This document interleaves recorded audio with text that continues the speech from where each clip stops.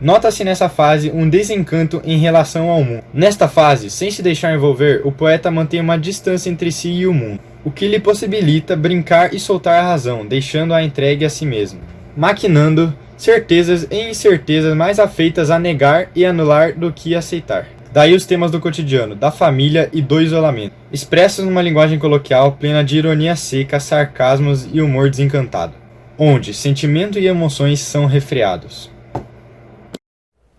Olá, bom dia. Eu sou o João da equipe 5 e vou falar um pouco sobre duas fases do Carlos Drummond de Andrade. Lembrando que ele passou por 4 fases, mas eu vou falar especificamente apenas sobre duas delas, que é a segunda e a terceira. A segunda fase dele ficou conhecida como a fase social. Foi uma fase onde ele percebeu que ele publicou ali a questão do livro O Sentimento de Mundo, que foi um livro que deu para perceber que ele estava demonstrando mais preocupações sociais. E como que se deu isso? Ele percebeu que aquele sentimento de gauchismo, né, que ele teve ali na primeira fase dele, não era único dele, não era exclusivo dele. Era um sentimento compartilhado por todo mundo. Porque isso era decorrente de viver em um mundo problemático, né, esse sentimento. Então, a partir daí, ele começou a fazer poesias com questões de preocupação social, né, onde ele também publicou o livro A Rosa do Povo, em 1945, e diz que foi um dos livros mais importantes, né, de toda a carreira dele, de toda a vida dele, e de todas as fases, né, foi um dos livros mais importantes. E tem até um poema dele que é muito interessante, que eu não vou recitar nem declamar, porque ele é extenso, né, que é José, que como estava na época ali da questão do nazifascismo, Segunda Guerra Mundial, estava imergindo uma literatura social, né? Então ele fez esse poema, José. É um poema muito interessante, que eu vou dar uma resumida. Basicamente conta sobre como é estar nesse mundo de guerra, né? O que é esse sentimento de perda, o que a guerra traz para você, essa dor, esse vazio, né? Que a guerra pode trazer. Mas é muito interessante esse poema, de verdade. Mas partindo para a próxima fase, eu não vou me estender muito nessa, que é a fase do não, que foi uma fase marcada pelo pessimismo, né? Um pessimismo corrosivo, um pessimismo ácido. Por conta do quê? Tava ali a questão da Guerra Fria, né? Então, novas tragédias, novos problemas estavam surgindo. Aí, a esperança na solução no plano social, ela se frustrou. Então, por isso que surgiu essa questão do pessimismo. Nessa fase, ele publicou diversos livros que foram significativos, né? Ele publicou Claro Enigma, Fazendeiro do Ar. O Claro Enigma foi em 1951, Fazendeiro do Ar em 1955, o Vida Passada Limpo em 1959 e depois que eu vou contar, mas enfim, eu vou falar um pouco sobre o Claro Enigma, certo? O Claro Enigma foi um livro que ele publicou com 41 poemas e dividiu em 6 partes, né? O poema que eu vou declamar está nesse livro, em uma dessas 6 partes, que o nome desse poema é Amar, certo? Então, é basicamente assim. Que pode uma criatura, se não entre criaturas, amar?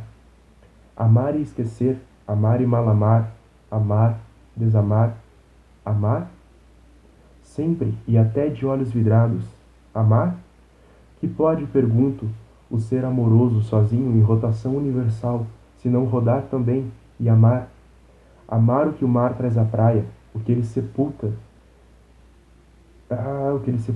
e o que na brisa marinha é sal ou precisão de amor, ou simples ânsia. Amar solenemente as palmas do deserto, o que é entrega ou adoração expectante. Amar o inóspito, o cru, um vaso sem flores, um chão de ferro e o peito inerte, e uma rua vista em sonho, e uma ave de rapina. Este nosso destino, amor sem conta distribuído pelas coisas pérfidas ou nulas, doação ilimitada a uma completa ingratidão, e na concha vazia do amor, a procura, medrosa, paciente, de mais e mais amor. Amar a nossa mesma falta de amor e na secura nossa amar a água implícita, o beijo tácito e a sede infinita. Primeiramente quero pedir desculpa por algumas travadas, que às vezes eu me confundo em algumas palavras, mas eu achei esse poema muito interessante, porque mesmo nessa época marcada pelo pessimismo, é um poema que fala sobre amor, sobre como o ser humano ele necessita estabelecer comunicação, ele necessita estabelecer contato, né, e criar laços, né, com outros seres. Então eu acho muito bonito, porque mostra que o destino do ser humano é amar. Até na parte ali que ele fala, amar o que o mar traz à praia, o que ele sepulta. O que isso quer dizer? Amar o que nasce e o que morre. Mas vai muito além disso. Amar a natureza, a realidade, os objetos, amar a tudo, porque esse é o nosso destino, entende? E eu achei muito bonito de verdade esse poema. E a questão que ele fala ali também de comunicação, ele necessita estabelecer contato, né, e criar laços, né, com outros seres. Então eu acho muito bonito, porque mostra que o destino do ser humano é amar.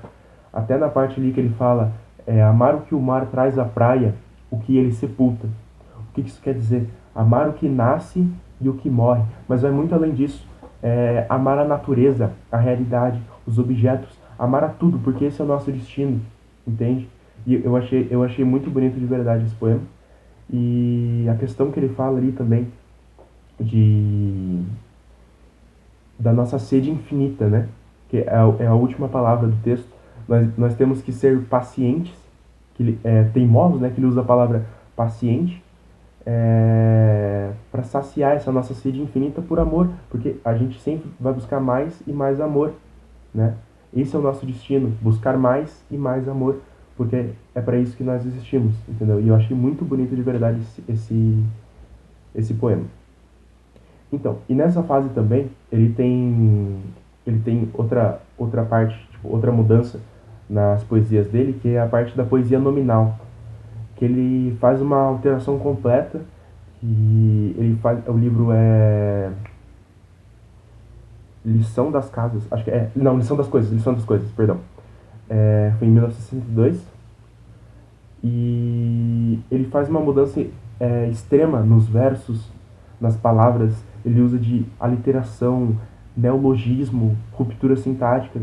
Então, os poemas deles têm uma estrutura muito específica e muito diferente, assim, sabe? Mas é muito interessante também. Então, a minha fala é basicamente isso. Muito obrigado e um bom dia. Bom, a última fase de Drummond ela é chamada de tempo de memória. Ela vai se passar entre a década de 70 e 80, e é uma fase onde Drummond ele meio que cria um universo de memórias. Então nesse universo ele vai lembrar bastante da sua infância, do seu pai e da sua família. Nessa fase também o humor é muito presente. O último livro de Carlos Drummond foi publicado após sua morte em 1996, e ele tem o nome de For Real. Nele é contado diversos elementos que marcaram a época, como a filosofia, a reflexão, o humor e até mesmo o erotismo.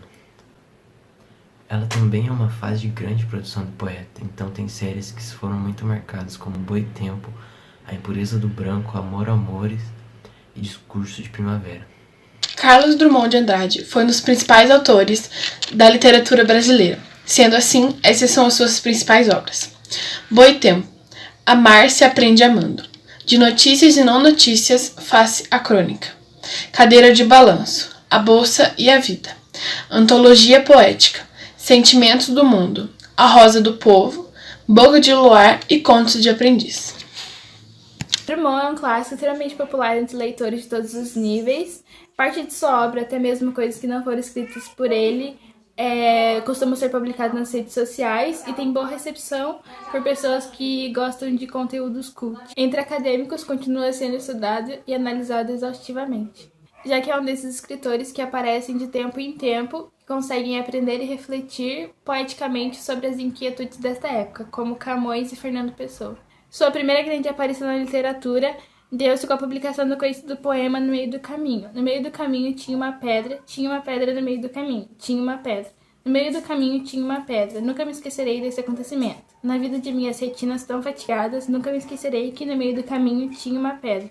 Tinha uma pedra no meio do caminho. Eu vou falar um poema de Carlos Drummond de Andrade e o nome é 100 Razões do Amor. Eu te amo porque eu te amo, não precisa ser amante e nem sempre sabe sê-lo. Eu te amo porque eu te amo, amor é estado de graça e com amor não se paga. Amor é dado de graça, é semeado no vento, na cachoeira e no eclipse. Amor foge a dicionários e a regulamentos vários. Eu te amo porque não amo, bastante ou demais a mim. Porque amor não se troca, não se conjuga, nem se ama. Porque amor é amor a nada, feliz e forte em si mesmo. O amor é primo da morte e da morte vencedor, por mais que o matem a cada instante de amor.